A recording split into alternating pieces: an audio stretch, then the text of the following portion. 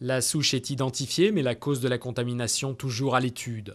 Alors que la Grande-Bretagne a à son tour signalé jeudi des cas d'infection, la bactérie qui a déjà tué 18 personnes, dont 17 en Allemagne, sème la zizanie en Europe. Madrid réclame des dédommagements après la mise en cause de ses concombres. Moscou a décrété un embargo sur les légumes européens.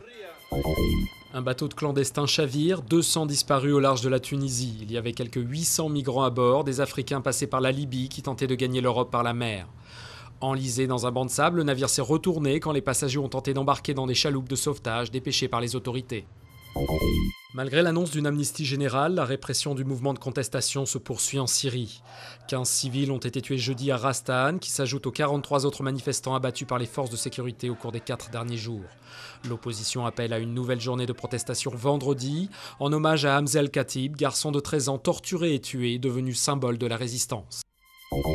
Il se déclare ravi d'avoir jeté un pavé dans la mare. Luc Ferry sera entendu dans les prochains jours comme témoin dans le cadre d'une enquête à la suite d'accusations de pédophilie lancées contre un ancien ministre. Ces déclarations ont suscité des remous dans toute la classe politique, plusieurs personnalités de la majorité le sommant de donner à la justice un nom et des faits précis.